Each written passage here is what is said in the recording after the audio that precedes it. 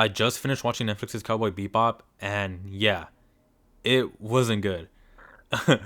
Look, there's a billion reasons that you can give as to why Netflix's version is nowhere near the standard and quality of the anime, but to me personally, my biggest gripe and my main problem is with how they did Faye's character. Netflix did Faye's character so dirty, it's actually crazy how bad she is in live adaptation. Look, I'm not gonna go deep into her costume or what the actress Daniela Pineda said on Instagram Live, but I will say this. When I saw Faye's costume for the first time, you know when Netflix released that one picture of the cast? When I saw Faye's costume, I was like, wow.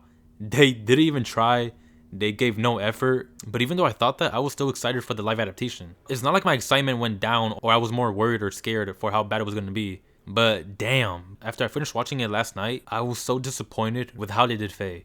In the anime, Faye is my favorite character. And do I like her for her big ass titties? Yes, of course I do. But to be honest, and I really do think this, Faye is the best written character in Cowboy Bebop. I really do believe that. Her story is so emotionally driven and engaging that her character was the one I was most invested in.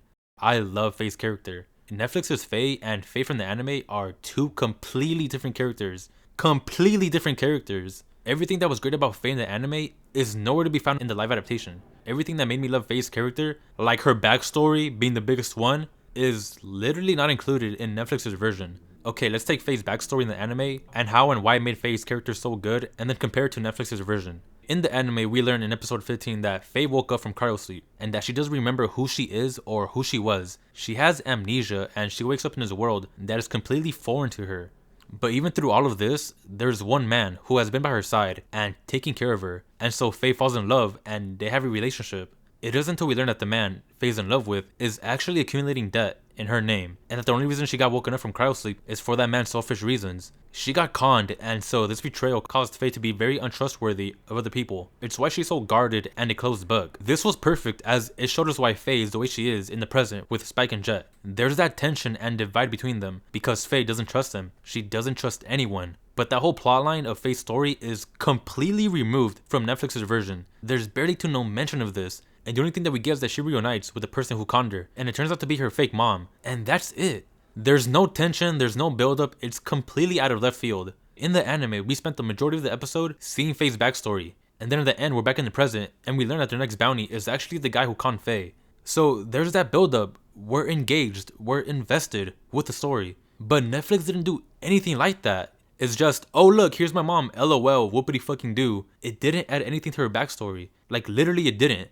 Which is what the anime did. In the anime we care, but in the live action adaptation, we don't care because we're not given a reason to. Now hold on guys, there's more. My favorite episode in the whole anime is episode 18. This is the episode where we finally see who and how Faye was, way before she got frozen. Throughout this episode, there's this sense of urgency of wanting to see Faye's tapes, which was conveyed so well through Spike and Jet, because they want to see Faye's backstory just as much as we, the audience, do. Remember that moment when they go to the VHS tape beta guy?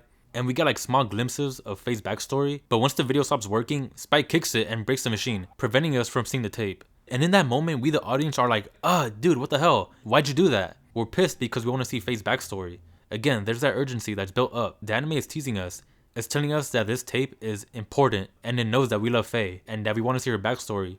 And finally, at the end of the episode, when we see the tape, it's such a great moment. Every time I watch that, I get tears rolling down my face because it's such an emotional and melancholy feeling because the person who Faye is seeing is someone completely different, someone she doesn't know. It reminds me of that one scene from Interstellar where Matthew McConaughey is watching the video message of his daughter. The thing is that the last time he saw her, she was a teenager, but in this video message, she's a grown woman in her 30s. So it's a really emotional moment because there's that feeling of, you know who this person is, but at the same time, you don't. And the way the anime ended this episode is masterful because it ends with Faye with tears in her eyes. But in Netflix's version, it has none of the magic of the anime. This particular plotline was so weird that, as I just explained, in the anime there's this lead up and tension and urgency. But in the Netflix version, this plotline with the tapes is completely overshadowed with this weird sexual roleplay fantasy that her mom is playing with her boyfriend. And it just takes you out of it. The tone is completely wrong. It just doesn't jive well. In the anime, Faye's backstory is a point of vulnerability. She's disturbed that she doesn't know her backstory.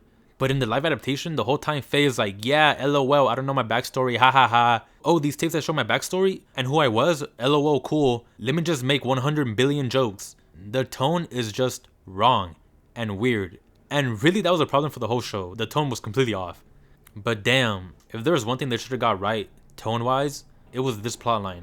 And to get to the scene with the tapes, I mean, it was good. The little girl on the tapes who plays Faye was really cute. Daniela Pineda was good. And really her acting was great throughout. It just sucks that the writing for her character was bad. And I mean, this moment in the live action, it just doesn't carry the same emotional weight that the anime did. Because everything before this was so wrong tone-wise.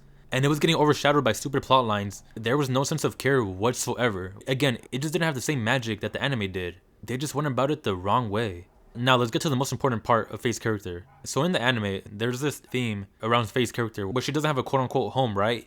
She feels like she doesn't belong, or rather she's out of place. And so she goes to her childhood home because she feels like she'll be able to see if she can finally find a quote-unquote home, or at least feel something close to it. It isn't until she goes back with Jet and Spike where she realizes that this is her home. That being with them and on this ship is the closest thing to a family and a home that she'll ever have. And that's why that moment where Spike is leaving to go after the syndicate is so heartbreaking, is because Faye's pleading with Spike not to go because she's afraid to lose him. Now this is basically left up to interpretation on whether she has feelings for Spike or not. The way I saw it was that Faye realized that she deeply cares for Spike because he's a part of her home, and so she doesn't want to lose that, the same way she lost her previous life, or home. It's such an important piece to the development of Faye's character, but the Netflix version has none of this. There's no scene where Faye visits her old home, there's no moment with Spike, there's none of that. They completely removed an important piece of her character and the biggest moment of her character development. You know why? Because they're saving that for season 2. I hope we don't get a season 2. I don't want to see this character and world get ruined anymore. Now there's one more thing I want to say about Faye's character, and it's that in the live action, they made her a lesbian. Now I have nothing against gay people and lesbians. My own sister is lesbian, and she has a wife, and they have a beautiful son. Plus, I live in California, and half the population is gay. So I'm saying this because I know at least one of you is going to be like, oh my god, you hate gay people, you hate the LGBT community. No, I don't. My problem with Faye being a lesbian is that it goes completely against what the creators and Faye's actress were saying. In the now infamous Instagram Live, where Faye's actress went on a tangent, I know in the beginning I said I wasn't going to talk about it, but now I feel like I have to. She basically says that people only like Faye because of her body, and that every Faye fan is a horny little weirdo, when I swear 98% of the Cowboy Bebop fan base is over the age of 25. So she's basically out here calling every Faye fan a basement dweller and incel. Her big message and point of her spiel was that Faye is over-sexualized and that they're trying to change that with her costume. Even the costume designer for Faye's costume said the same thing, that she doesn't want Faye to be over-sexualized.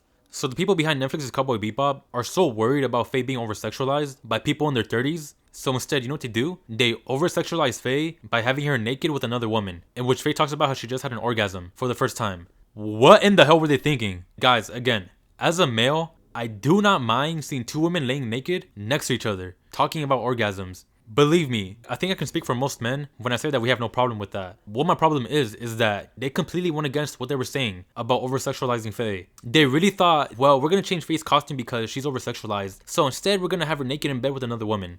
Like, who is making these decisions? In the anime, there is nothing like this. We never see this level of sexualization with Faye. What was the message they were trying to send by changing her costume? Because she's over-sexualized, but then they overly sexualize her. Like, it makes no sense. And also, this lesbian plotline adds nothing to Faye's character. Literally nothing. It's almost like it's there just for fan service. That's literally what it is. In the anime, when they showed us Faye's past with her boyfriend, the intent and reasoning was so that we can see how big Faye was portrayed and why she's so untrustworthy of other people. As I explained, that plotline is completely removed, and I guess it was replaced by this lesbian plotline? Again, I don't have anything against lesbians. This literally could have worked if they had Faye's backstory, but instead of a man, it's a woman. You can keep Faye as a lesbian, but also include her backstory.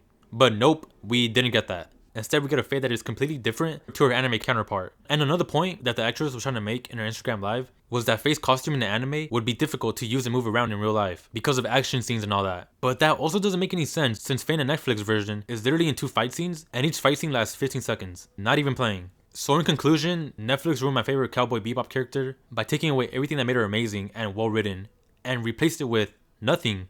Basically. Honestly, it feels like they didn't even try. It's almost like they went out of their way to make Faye a better character. They could have at least made her costume the same as it was in the anime. So at the very least, there can be at least one commonality. But I guess that was too much to ask.